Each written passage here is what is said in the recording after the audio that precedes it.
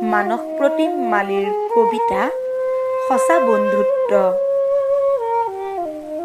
পাঠ জ্যোৎস্না বৰা শইকীয়া। বন্ধু, খবৰ ভালনে বুলি এবাৰ তো সুধিছা? আৰে তই হঠাতে ইমান ব্যস্ত হৈ পৰিলি নে যে মোকেই পাহৰি গলি? আৰে ভাই, সময়ৰ লগে লগে তই সকলো কথাই পাহৰি গলি।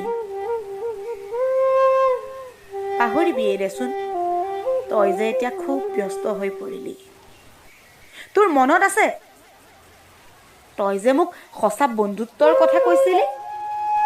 সঁচা বন্ধু কোনোবা জানো তোৰ নিচিনা হয়? সঁচা বন্ধু জানো সময়ৰ লগত সলনি হয়?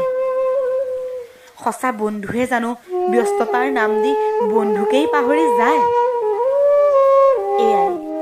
এয়াই সঁচা বন্ধুত্ব। আজিৰ দিনত মাথো সকলো নিজক লৈয়ে ব্যস্ত। কিছুমান বিশেষ সময়তহে সঁচা বন্ধুৰ নামত তোৰ দৰে বন্ধুত্বৰ মুখা পিন্ধা কলংকবোৰক চিনিব পৰা যায়। তোৰ দৰে বন্ধু আজি আছে, কালি নাই। সময়ৰ লগত নিজকে কেতিয়া সলাই পেলোৱা সেইটো নিজেই নাজানো। মই তোক নিজৰ বন্ধু বুলি ভাবি বৰ ডাঙৰ ভুল কৰিছো। থাক, ব্যস্ততাৰ নাম দি মোৰ পৰা আঁতৰি থাক।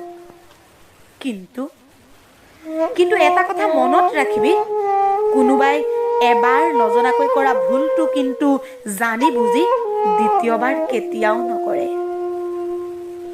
ধন্যবাদ।